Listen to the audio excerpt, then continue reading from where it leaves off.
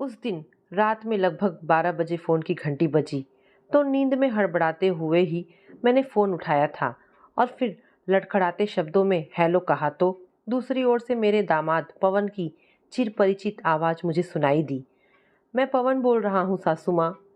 मेरी सबसे प्रिय सहेली रीता का बेटा पवन पहले मुझे आंटी कहकर बुलाता था, मगर जब से मेरी बेटी प्रिया के साथ उसकी शादी हुई है वह मुझे माँ कहकर बुलाता था। उस रात उसकी आवाज़ सुनकर मैं अनायास ही खुश हो गई थी और बोल पड़ी थी, हाँ बोलो बेटे, क्या बात है? इतनी रात गए, कैसे फ़ोन किया? सब ठीक तो है? हाँ हाँ, सब कुछ ठीक है माँ। आपको एक सरप्राइज़ दे रहा हूँ। प्रिया और मम्मी कल राजधानी एक्सप्रेस से दिल्ली आपके पास पहुँच रही हैं। अरे वाह! क्या दिल खुश करने वाली खबर सुनाई है। और तुम क्यों नहीं आ रहे उनके साथ? अरे माँ, आपको तो पता ही है कि मैं काम छोड़कर नहीं आ सकता और इन दोनों का प्रोग्राम तो अचानक ही बन गया। तभी तो प्लेन से नहीं आ रही। मैं तो कल से आपका फ़ोन ट्राई कर रहा था, मगर फ़ोन मिल ही नहीं रहा था। तभी तो आपको इतनी रात को तंग करना पड़ा। ये दोनों कल 10 साढ़े 10 बजे रेलवे स्टेशन पर उतरेंगी। अमन भैया को लेने के लिए भेज देना। हाँ हाँ, अमन ज़रूर जाएगा और वह नहीं जा सकता तो उसके डैडी जाएंगे। तुम चिंता मत करना। ये कहते हुए मैंने फ़ोन रख दिया था और खुशी से तुरंत अपने पति को जगाते हुए उन्हें प्रिया के आने की खबर सुना दी। प्रिया आ रही है, यह तो बहुत अच्छी बात है, पर उसके साथ तुम्हारी वह नकचड़ी सहेली क्यों आ रही है? हमेशा की तरह उन्होंने रीता से नाराज़गी जताते हुए मजाक में कहा। अरे उसका और एक बेटा भी यहाँ दिल्ली में रहता है, उससे मिलने का जी भी तो करता होगा उसका। प्रिया को यहाँ पहुँचाकर रीता कल चली जाएगी अपने बेटे के पास। रीता को शुरू से ही जाने क्यों यह पसंद नहीं करते थे, जबकि वो मेरी सबसे प्रिय सहेली थी। स्कूल और कॉलेज से ही हमारी अच्छी खासी दोस्ती थी। कॉलेज में रीता को मेरी ही कक्षा के एक लड़के अमित से प्यार हो गया था। उन दोनों के प्यार में मैंने किसी नाटक के सूत्रधार सी भूमिका निभाई थी। मुझे कभी अमित की चिट्ठी रीता को पहुंचानी होती तो कभी रीता की चिट्ठी अमित को। रीता अपने प्यार की बातें मुझे सुनाती रहती थी। खूबसूरत और तेज दिमाग की रीता अमीर बाप की इकलौती बेटी होने के बावजूद मेरे जैसी सामान्य मिडिल क्लास परिवार की लड़की से दोस्ती कैसे रखती है, यह उन दिनों कॉलेज के हर किसी के मन में सवाल था। शायद दोस्ती में जहाँ मन मिल जाते हैं वहाँ कोई कुछ कर सकता है भला। रीता का अमित से प्यार हो जाने के बाद यह दोस्ती और भी पक्की हो गई थी। अमित के पिता बहुत बड़े उद्योगपति थे। साइंस में इंटर करने के बाद अमित इंजीनियरिंग की पढ़ाई करने मुंबई चला गया, मगर रीता को वह भूला नहीं था।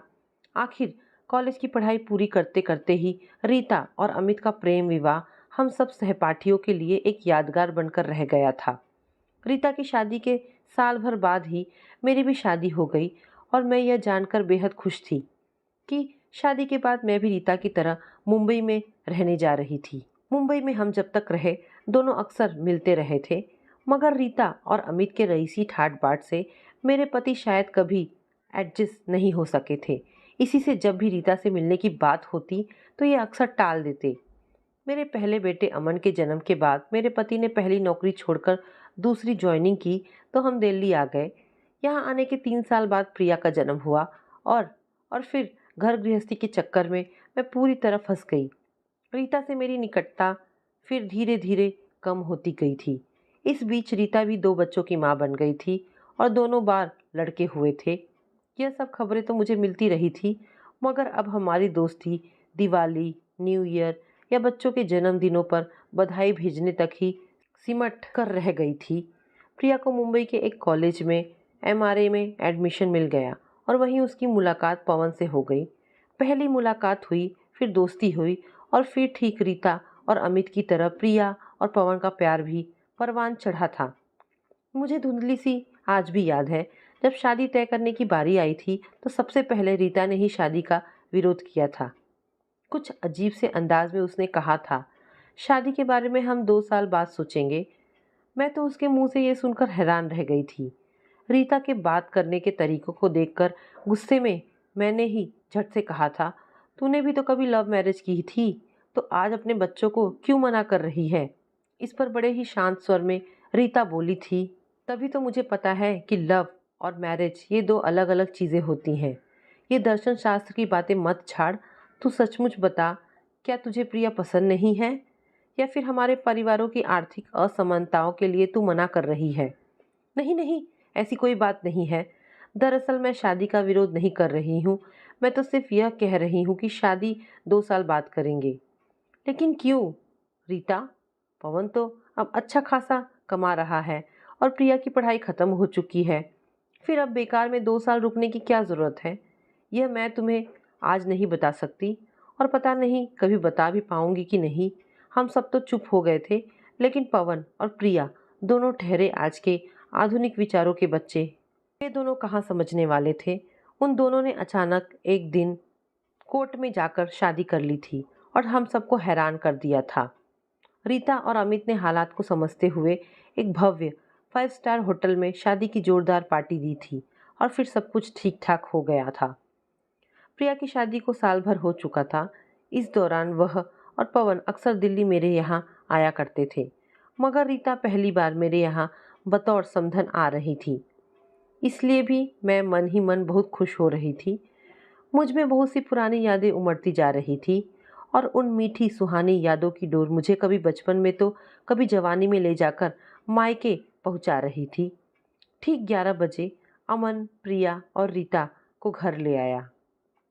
कार से उतरते हुए मैंने उन दोनों को देखा तो प्रिया सिर्फ एक बैग लेकर आई थी, मगर रीता तो 3-4 बैग के साथ आई थी। बैगों को देखकर मेरे चेहरे पर आए अजीबोगरीब भाव को देखकर कुछ झेपते हुए रीता बोली, मेरा सामान बहुत ज़्यादा है ना। दरअसल मैं अब दिल्ली में अपने बेटे के पास रहने के इरादे से आई हूँ। मेरा सामान यहीं बाहर ही रहने दो। अभी थोड़ी देर में बेटा आ जाएगा तो मैं उसके साथ चली जाऊंगी। मेरी प्यारी समधन जी, आप हमारे घर अपनी इच्छा से आई हैं, मगर जाएंगी हमारी इच्छा से, समझी? अब ज़्यादा नखरे मत दिखाओ और चुपचाप अंदर चलो, मैंने रीता से मजाक करते हुए कहा था। तो मेरे बोलने के अंदाज से वो बहुत खुश हो गई और मेरे गले लगकर पहले की तरह हंसने बोलने लगी थी। खाना खा लेने के बाद हम सब कुछ देर तक गपशप करते रहे। प्रिया अपने डैडी से अपने काम की बातें करती जा रही थी। प्रिया की बातों से प्रभावित होकर अमन भी अपनी छोटी बहन से सवाल पर सवाल पूछता जा रहा था। कुछ देर तक उन तीनों की बातें सुन लेने के बाद मैं रीता को लेकर अपने कमरे में चली गई थी।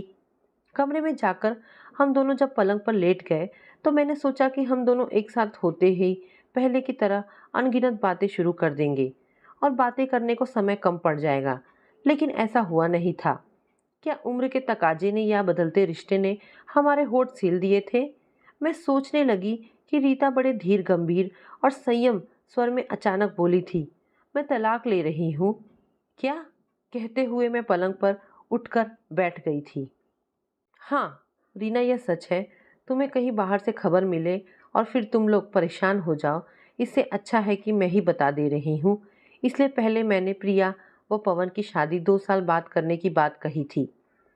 सोचती थी कि बेटे की शादी के बाद यह सब अच्छा नहीं लगेगा, लेकिन अब मुझसे सहा नहीं जा रहा।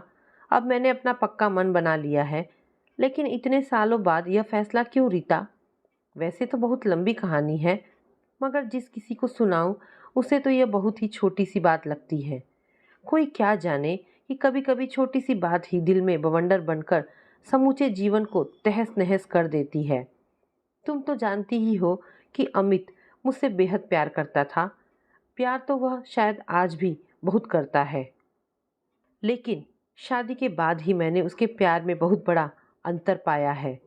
शादी के पहले मुझे यह तो पता था कि हमारे यहाँ शादी सिर्फ पति से ही नहीं, उसके पूरे परिवार से होती है। लेकिन अमित से शादी करने के बाद मुझे लगा कि मेरी शादी अमित के परिवार से नहीं, उसके परिवार की अजीबो गरीबी अमीरी से हुई है। रीता की सारी बातें सुन लेने के बाद मुझे समझ में नहीं आ रहा था कि उसे क्या कहूँ।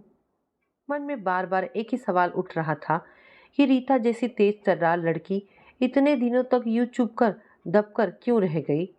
शादी के बाद मुझे यह भी पता चला कि अमीरों की भी अलग अलग जातियां होती हैं।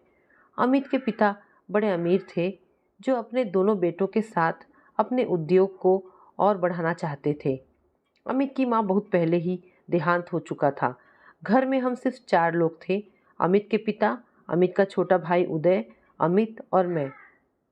घर के इन 4 लोगों में से मेरी बातचीत सिर्फ अमित से ही होती थी। अमित के पिता ने कभी भी मुझसे आमने सामने होकर बात नहीं की थी। जब भी कुछ कहना होता तो अमित से कह देते कि बहू से कहो। उदय मेरा छोटा देवर अमित से सिर्फ 2 साल छोटा था। वह स्वभाव से बेहद शर्मीला था।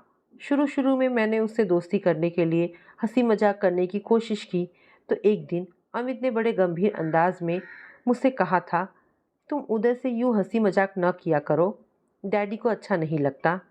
तुम्हारे डैडी को तो मैं ही अच्छी नहीं लगती, तभी तो वह सीधे मुंह मुझसे बात ही नहीं करते। जो कहना होता है तुमसे कहलवाते हैं और अब उदय से बात करने को भी मना कर रहे हैं, मैंने गुस्से में तुनक कर कहा था।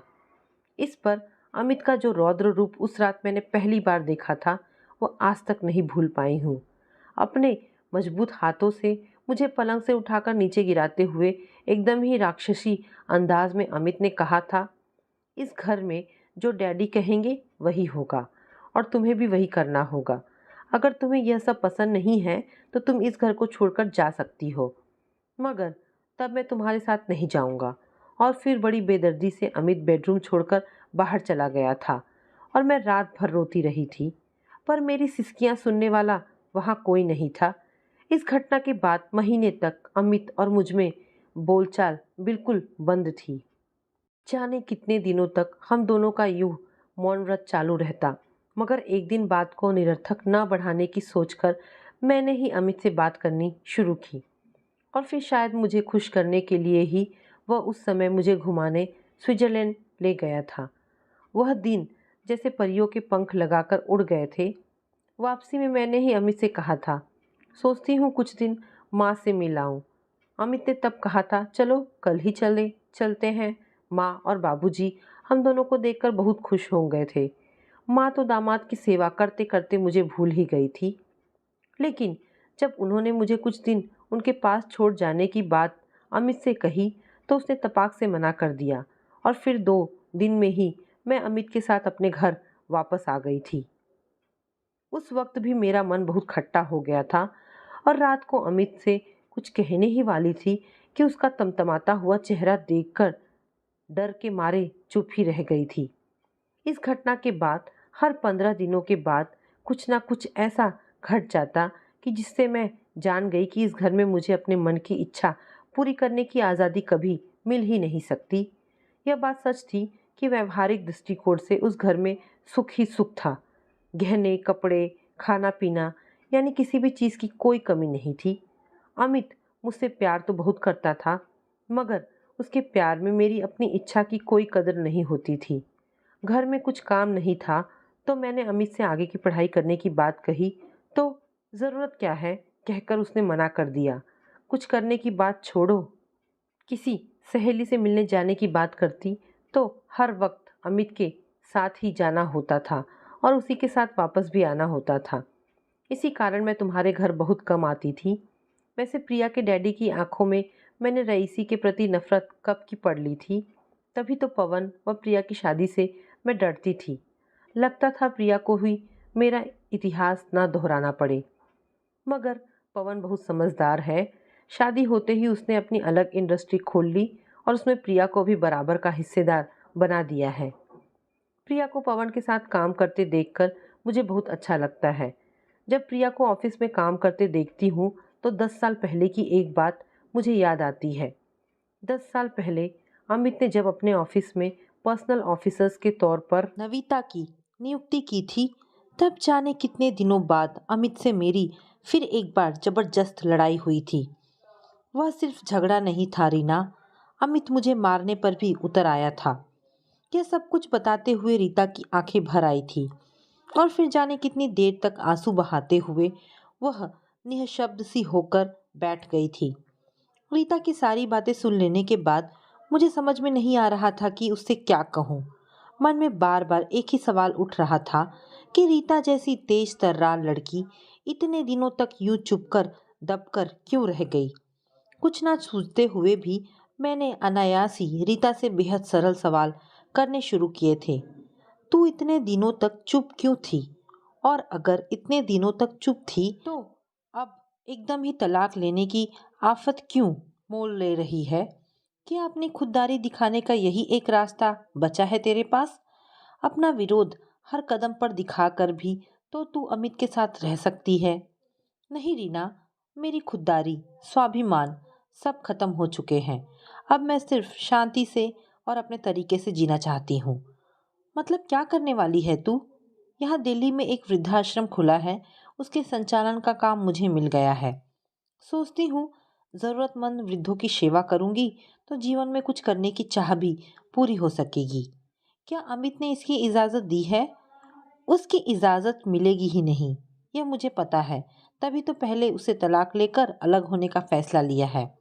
फिर अपना काम करूंगी। क्या पवन यह सब जानता है? हाँ, जानता है और कुछ हद तक मेरी भावनाओं को समझता भी है। मगर तुम्हारी तरह वह भी कहता है कि अब यह सब करने को क्या ज़रूरत है? तो फिर सच में ज़रूरत क्या है रीता? जीवन में ज़रूरत शब्द की व्याख्या हर इंसान अपने अपने मन से करता है और तब ज़रूरत हर किसी की अलग हो सकती है। 10 साल पहले अमित ने जब अपने ऑफिस में नविता की नियुक्ति की थी तब हमारा आखिरी झगड़ा हुआ था। उसके बाद मैंने कभी अमित से झगड़ा नहीं किया। मैं अपने आप से ही झगड़ती रही हूँ। 10 साल से अमित के मुंह से नविता की तारीफ सुन सुनकर मैं उपसी गई हूँ। मैं जानती हूँ कि इसमें मेरी स्त्री सुलभ ईर्ष्या भी हो सकती है, लेकिन सच तो यह है कि अमित के मुंह से नविता की तारीफ सुनकर मैं हैरान होकर सोचती हूँ कि एक इंसान इस तरह अलग अलग हिस्सों में अलग अलग बर्ताव कैसे कर सकता है। तो क्या तू समझती है कि अमित और नविता में कुछ चल रहा है? मैंने बड़े ही संयत स्वरों में पूछा। कुछ देर तक तो रीता चुप रही, फिर बड़े ही अटपटे से स्वर में बोली, मैं दावे के साथ कुछ नहीं कह सकती, मगर यह सच है कि अमित का अधिकतर समय अब उसके साथ ही बीतता है। मैं यह भी नहीं कह सकती कि अमित का मेरी तरफ ध्यान ही नहीं है। वह आज भी मेरी हर जिम्मेदारी को पूरा करता है। त्योहारों में मुझे गहने व साड़ियाँ दिलाना, मुझे पार्टियों में ले जाना, यह सब कुछ पहले की तरह ही चल रहा है। क्योंकि अमित के जीवन में मैं आज भी बीवी नामक ऐसी चीज हूँ जिस पर कानूनन अमित का ही अधिकार है। लेकिन रीना, अब इस तरह सिर्फ एक कानूनन हकदार चीज बनकर रहना मेरे लिए नामुमकिन हो गया है। और दोनों बच्चों के बारे में तुमने क्या सोचा है? बच्चों का सोचते सोचते ही तो अमित के साथ 30 साल गुजारे रीना। अब बच्चे बच्चे नहीं रहे, उनके जीने के अपने अपने तरीके हैं, उन्हें अपने तरीके से जीने दे। बेटे ने भी अपनी शादी तय कर ली है और उसकी शादी होते ही मैं मुक्त हो जाऊंगी। जब भी बच्चों को मेरी ज़रूरत होगी मैं उनके पास जरूर हो आऊंगी। उम्र के इस पड़ाव पर आकर अचानक इस तरह का निर्णय लेने से तुझे डर नहीं लगा? नहीं रीना, अब सच में डर नहीं लगता। जीवन भर मैंने जो मानसिक यातनाएं भोगी हैं उन्हें अब दोबारा बहू बेटों के सामने भुगतने से डर लगता है। और इसी में अब मैं निर्भय होकर जीना चाहती हूँ। रीता की कहानी सुनकर मैं कुछ देर तक तो निशब्द सी बैठी रही। फिर रीता को गले लगा लिया और बोली, तेरे इस निर्भीक फैसले पर मुझे गर्व है रीता।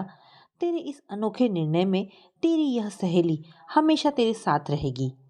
जब कभी किसी चीज की जरूरत पड़ेगी तो बेहिचक मेरे पास चली आना। समधन समझकर नहीं, अपनी प्रिय सहेली समझकर। इतनी सारी मन की बातें मुझसे कह लेने के बाद मेरे कहने पर ही रीता बहुत ही सामान्य होकर 2 दिन तक रह गई थी। लेकिन तीसरे दिन तक एक अनोखी घटना ने रीता को और मुझे हिलाकर रख दिया था। एक कार दुर्घटना में अमित की अचानक मौत हो गई और रीता का जीवन फिर एक बार अमित से जुड़ गया था। रीता को लेकर तुरंत हम लोग मुंबई पहुंचे थे तो एक बार फिर वही भूचाल में घिर गई थी। मुंबई में इतने बड़े उद्योगपति की मौत का नज़ारा किसी त्योहार से कम नहीं था। रीता की शुष्क आंखों ने पति की मौत का राजसी ठाट बाट भी संयत मन से सह लिया था। अब इतने बड़े उद्योगपति की विधवा होने का मान सम्मान भी उसके जीवन को त्याग नहीं सकता था। जिस मुक्ति की कामना वह कर रही थी वह तो अपने आप ही मिल गई थी, मगर किस ढंग से? जीवन को खदेड़ देने वाले मुझसे कहे हुए उस पल भर के सच को क्या वह कभी भूल सकती है? और क्या मैं कभी भूल पाऊंगी? तो दोस्तों, ये कहानी यहाँ पर समाप्त होती है। आशा करती हूँ कहानी आपको ज़रूर पसंद आई होगी। अगर कहानी पसंद आई है तो प्लीज़ इसे लाइक एंड शेयर करें। धन्यवाद दोस्तों।